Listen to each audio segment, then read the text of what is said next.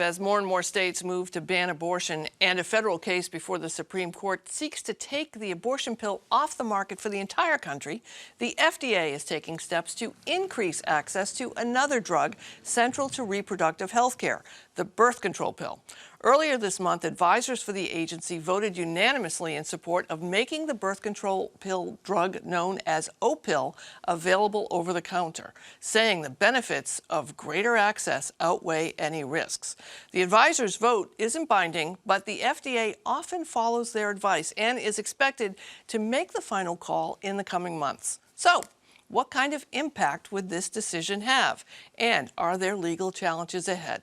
I'm joined by Dr. Elizabeth Janiak, a public health researcher and assistant professor of OBGYN and reproductive biology at Brigham and Women's Hospital, and Renee Landers, a professor of law at Suffolk University and vice chair of the board of directors for Planned Parenthood League of Massachusetts. Welcome to you both. Thanks for coming in. Thank you for having us. So before we get into this pill, just for history's sake, how revolutionary was the original birth control pill, and are we still seeing the benefits of that being introduced into our lives? Well, I mean, the original pill, I think, was certainly revolutionary, and we can see its influence throughout pop culture and songs like "I've Got the Pill," which I encourage everyone to look up if you've never heard it, really as being uniquely liberating for people to have sex without doing so for the purposes of procreation. So absolutely had a wide impact, and the pill has become more refined over the years, safer, now exists in many different formulations, as well as having led to the development of subsequent shorter acting reversible methods like the patch, the ring, and the contraceptive shot. And when we look at the health impact, besides preventing pregnancy, various pills also treat other things that women suffer through or symptoms that they have and help control it. What would this new pill do? So this new pill is a progestin-only pill, which means it's similar to the two formulas that were introduced for over-the-counter use in England a couple of years ago. And one of the things about progestin-only pills to keep in mind is that they have very few contraindications. So the vast majority of people can use them safely. There's only one medical condition that the Centers for Disease Control says is absolutely contraindicates the use of this pill, which is currently having breast cancer. So they're very low risk, useful to a wide range of people, and helpful, of course, for preventing pregnancy as well as for regulating any symptoms related to menstruation or other non-contraceptive uses, that people use the pill for. You know, Renee, I think probably 10 years ago we would have thought that the introduction of a new birth control pill would just be celebrated and, barring any challenges with how it was going to be released or any of the technical stuff, we'd just be throwing a parade and saying yay. But there are a number of legal challenges that have been swirling around both access to abortion care, the abortion pill, and birth control in general. What's your take on what's going to happen with this? Well, right now, I would say that the anti-abortion activists have, sort of held their fire about the, potential authorization or approval of over-the-counter use of Opill.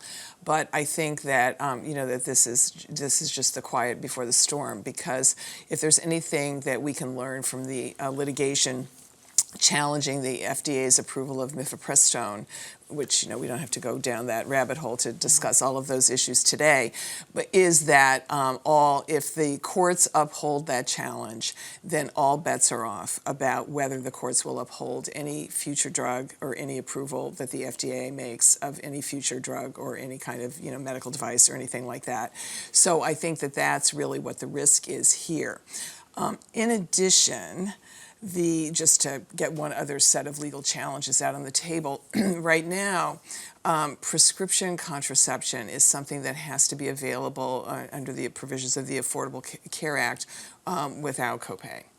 And so one of the challenges coming up for Opill, if it's over the counter, people will have to pay for it unless there's a modification in the regulations about coverage for the non-prescription version.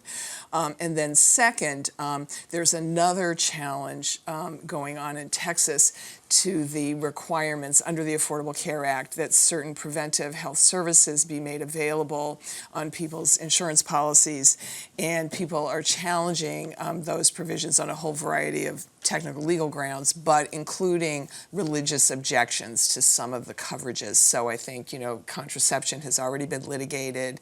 Now, they're going after medications to treat and prevent HIV infections. So I think it's a very fraught area, and you cannot be confident that once, excuse me, the FDA approves it, that all will be well and it will be available. And I don't want to go down that rabbit hole, but I always feel compelled to point out that and you'll correct me and add to this, the idea that lawmakers with no medical training would be saying what the FDA should and shouldn't approve regarding medical devices, not just for birth control. We're talking about everything the FDA is involved with, is what people are very concerned about, right? They definitely are. And, the pharmaceutical industry and, a lot of people who work in regulatory law would be the last people to say that everything that the FDA does is perfect, and that there should be an available means to challenge some of the decisions they make. But the basis on which the decisions about mifepristone were made are, totally not reliant on the facts that exist in the world, and are really quite concerning for the future of drug approvals. Doctor, I often have conversations with people when they're talking about the abortion issue, and I'm always shocked at how they don't really get how the unplanned pregnancy number has dropped so dramatically almost every decade since the introduction of the original birth control pill, and the number of abortions has dropped. It seems to me that if you want to have fewer abortions, you would want to have more access to birth control. And this would seem to be something folks could get behind. I think that makes sense from a public health perspective. I absolutely agree that it is logical to me. I think politically, one of the challenges is that many people who oppose abortion also oppose the use of contraception for related reasons. They may have a worldview often grounded in theology that prompts them to oppose any sexual activity that's not for procreative purposes. And of course, along with that, opposing any sexual activity outside of a heterosexual marriage.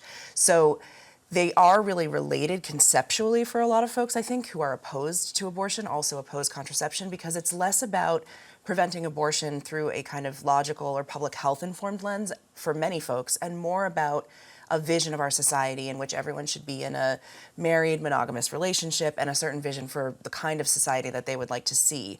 I think that just the way that the pill revolutionized sexual politics and women's participation in the workforce and civic life and the family in the United States, that's exactly the same dynamic that people who oppose these methods are responding to. They don't want to see that change.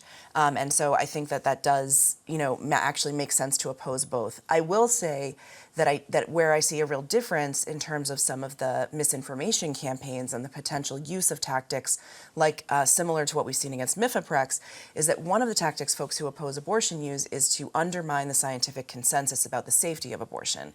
And they can sometimes get away with that because abortion's highly stigmatized in our society. We don't have personal experience with it, or if we do, we don't talk about it with our friends and family. And contraception's not as stigmatized, right? So I think it would be much harder to sell the public the lie that contraception is not safe and shouldn't have been approved by the FDA, in part because so many people have used the pill, right? 1 in 5 people who are using contraception right now in this country are using the pill.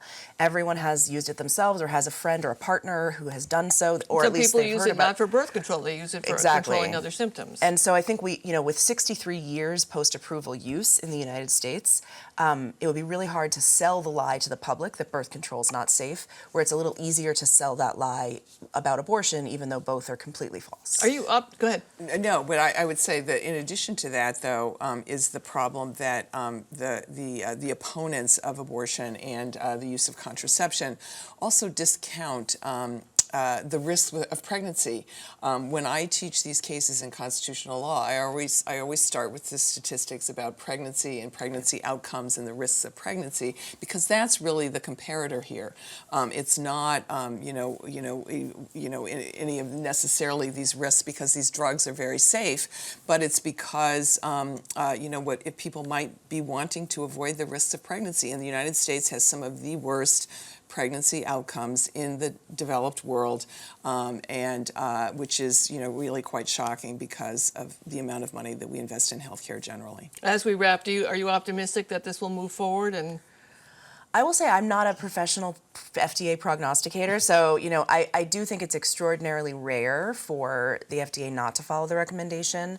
And as I alluded to earlier, the oral contraceptives are over the counter in 100 countries worldwide, including in places like England, which just approved a few years ago a similar pill. So the evidence is incredibly strong that it's appropriate to approve this for over-the-counter use. So I'm hopeful that the FDA will follow the evidence base. quickly, yes? Yes, Concur? I completely agree. Okay, great. Thank you both for joining us. It was great to meet you, Dr. Elizabeth Janiak and Renee Landers. Thanks for coming in. Thank you.